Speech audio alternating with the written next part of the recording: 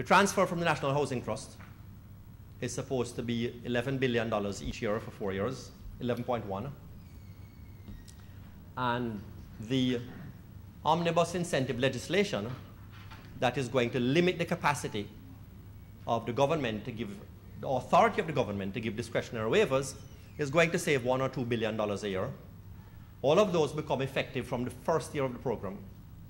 And then the agreement with the public sector unions to hit a target where the wage bill is going to fall to 9% of public sector expenditure, 9% of GDP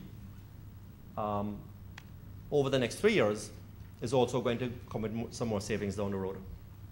Now, if you add this up, you get about $45 billion, seeing as I didn't trust that you were already doing it in your head. $45 billion takes us about 2/3 of the way. If there's any part of this program you don't like, feel free. But after you say why you don't like it, then please say where you're going to get the money from. Because $45 billion is the very minimum that has to be identified to begin to make a dent in this problem.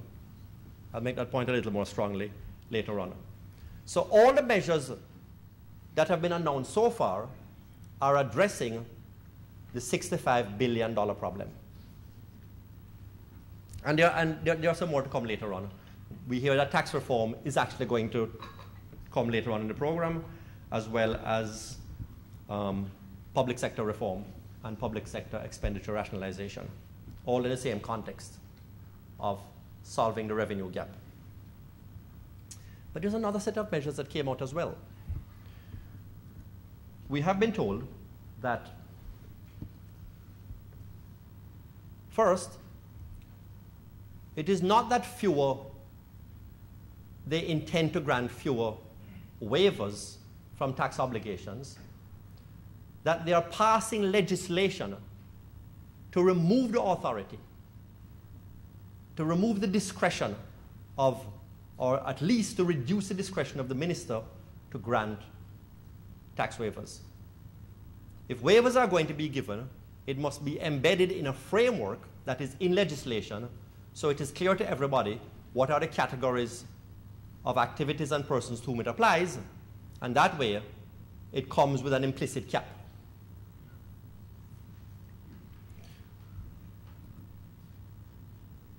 Then there's a monitoring committee to be established that is going to oversee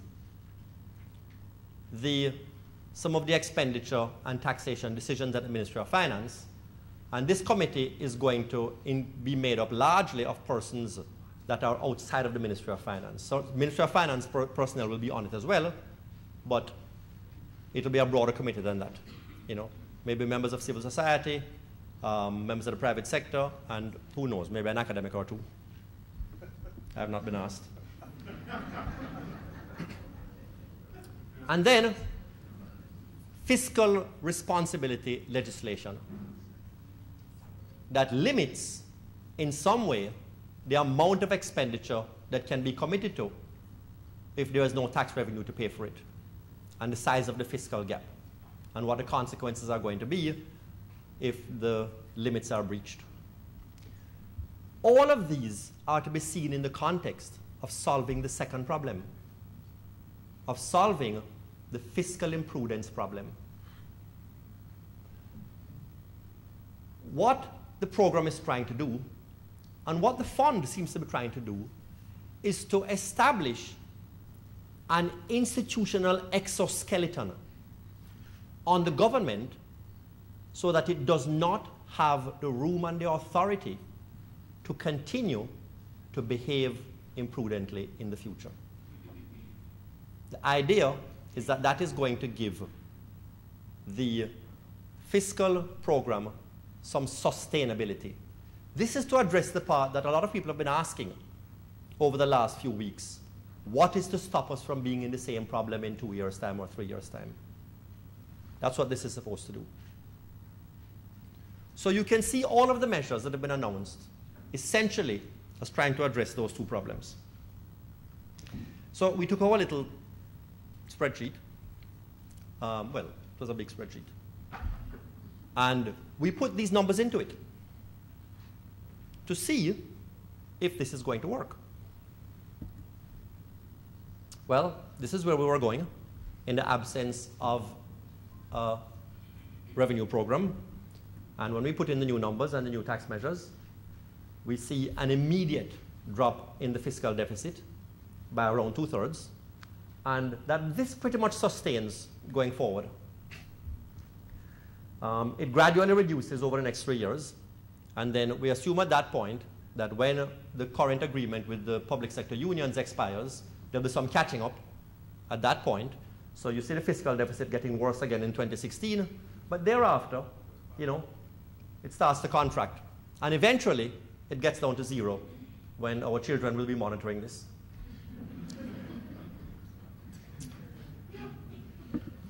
Now, so clearly, the fiscal adjustment program is going to have an effect, but not a life-changing effect. If we look at the path of the public debt that is implied by those adjustments, then we see that instead of being infinitely at unsustainable levels, that the public debt to GDP ratio gradually, very gradually, starts to contract to the point where in 7 years' time we get to about 100% of GDP.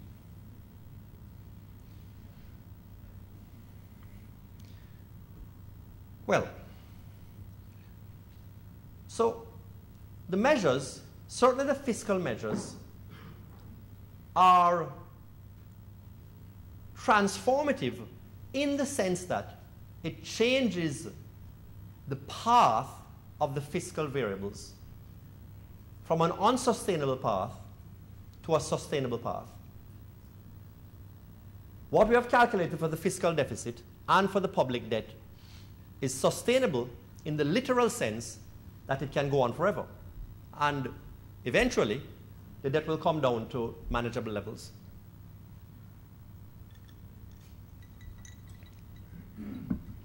It's also a little depressing because for the size of the tax package,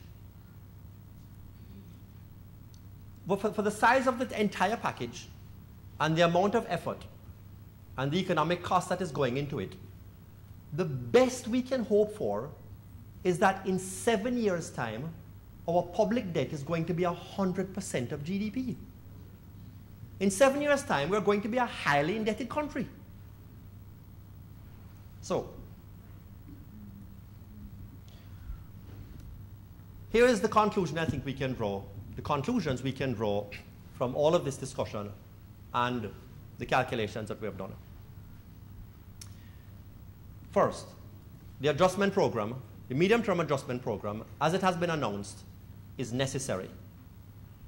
It's necessary because we have gotten to the point where muddling along by making fiscally irresponsible decisions and having the entire domestic capital market fund the consequences of those decisions rather than investment in productive capacity for growth, that muddling along scenario is no longer sustainable. So an adjustment program of some kind, of some magnitude, is absolutely critically necessary. So we're not debating whether these measures should be taken or not. The debate can only be between this set of measures and some other way you have of raising $45 billion. Secondly, the program is effective in the sense that it is sufficient to turn around the path of the fiscal variables, to change a trajectory to one that is sustainable. Comforting. But because the benefit is not magical, transformative, but not dramatically so, we have to think of it as insufficient. And when I say insufficient, it doesn't necessarily mean that we need to think of ways to raise another $15 billion tomorrow. But it does mean that every dollar of this program is necessary. And what is more, because of that, the government cannot do what our governments usually do, which is announce an intention and abandon the program, by the next budget, and certainly by the next election. That this one has to be stuck to the degree it has been announced. But the other parts of the program to come are equally necessary, because this program gives us so gradual an improvement that the best we can hope for is to be highly indebted in 7 years. So we need to stick to every dollar of something of this sort or of equal magnitude. Thank you.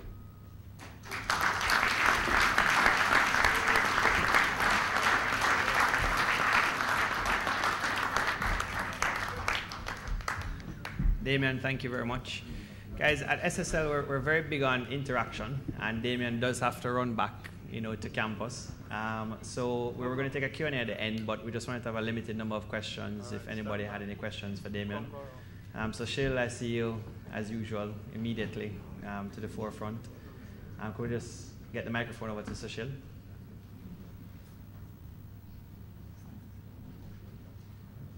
Coming to you, Sushil.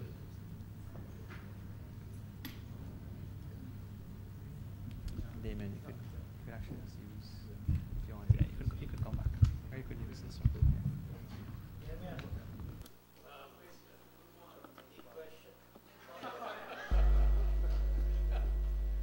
Important objective of the IMF agreement, as far as I can see, is to be able to borrow more, to get that stamp of approval, and to borrow from IMF and other multilaterals and the market, which means the debt is most likely to go up. The fiscal measures you put on the slides should lead to a reduction in the GDP. Based on that, when we take the debt to GDP ratio, it should be going up rather than going down. Have you done any such scenarios in your calculations and thinking? Well, anybody who, likes a nice polite scrap, a nice polite debate, probably going to have one right now.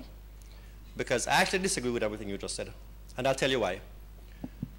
I have just discussed the program without even mentioning the money.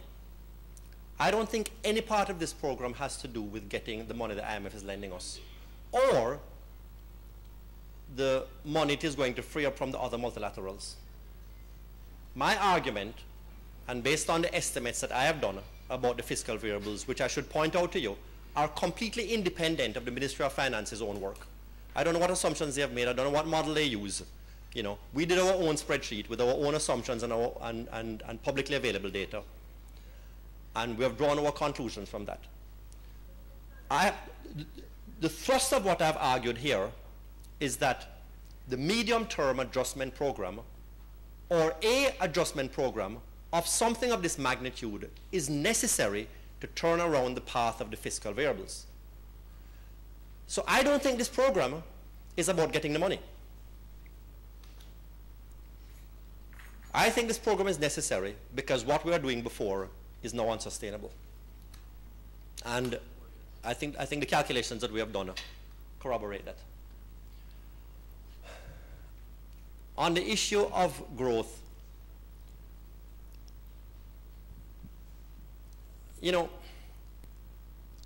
having a fiscal deficit of 6% of GDP, a fiscal crisis every 2 or 3 years, regular debt restructurings, and a general nervousness about the sustainability of macroeconomic stability is not a great growth environment, as we have discovered over the last dozen years when we have not grown at all. So, and this is a suspicion, I don't have any models to support this, but the idea that this is going to be contractionary and dampen the prospects for growth, I don't think is an obvious conclusion.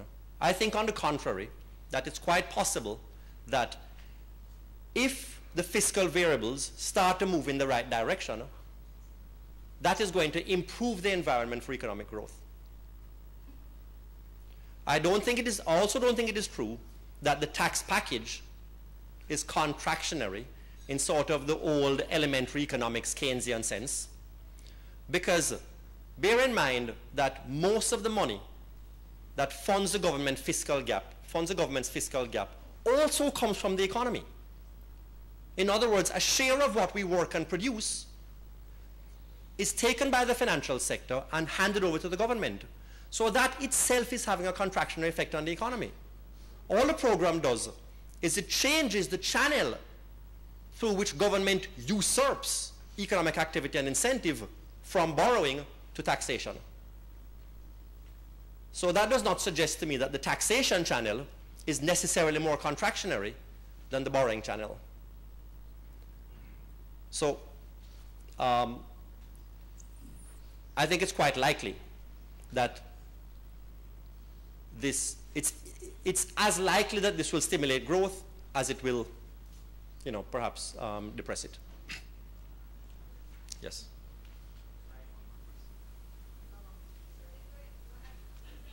Right here. Good afternoon. Does your economic model take into consideration non-performance of the revenue flows? Well, you showed us there in 7 years, 100% debt to GDP. Yeah, that's actually a good point to bear in mind, because as everyone would realize, all of these numbers, except for the NHT transfer, which pretty much exists already and is just a simple exercise, all of these other numbers are estimates. And to the extent that, for example, the revenue estimates fall short of what their calculation suggests, then it means that the program is going to have less of a transformative effect than we have worked out. So it's going to sort of take continued vigilance. If the revenue measures end up falling short, then the government is going to have to find additional ways to get that revenue. And it is true that the program could become undone just for that reason alone. Yes.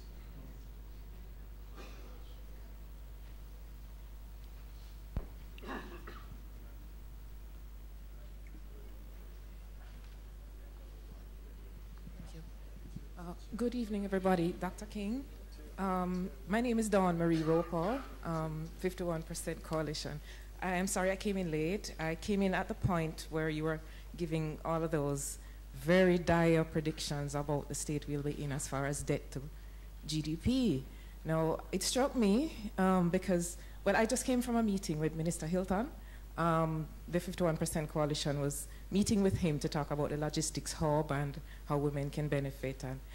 But what we learned was that it has the potential to turn around our economy once we get this thing paid for and off the ground. So I wondered if you had factored that in when you were giving your information on the predictions. I'm sorry, I don't know if it was mentioned before or not, but I left the meeting feeling very optimistic, but then coming here to hear you say that, yeah. I was wondering, yeah. Okay. You see, here's the problem. Here's the problem. There is no economy in the world worth using the term economy. And with no disrespect to the island of Nevis, outside of an economy the size of Nevis, where one activity or even one industry can transform the whole economy. And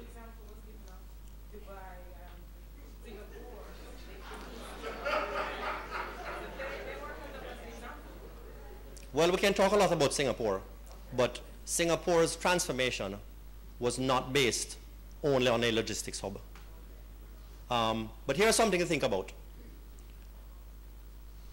I don't know of any single example in the entire history of developing once poor and third world countries, where a country has been able to sustain fiscal deficits over 5–6% of GDP and generated sustained economic growth. It does not happen. So until we address the fundamental macroeconomic imbalances, there is no point in putting our faith in one of panaceas like the logistics hub. However successful the logistics hub is going to be. This is not to say the hub will not be successful. I should point out to you that the telecommunications sector in Jamaica over the last 10 years has been spectacularly successful, both in terms of profits, employment, return on capital, but it has not transformed the economy. You cannot transform an economy based on one activity. An economy has to be a wealth creating, has to be an entire mesh of wealth creating activities. So my point is that even if the logistics hub is financially and economically successful, it is not going to transform the economy. To transform the economy, you need to have a balanced budget, a stable environment, low inflation, security, and a situation where people feel that their investments will give a high return and be secure.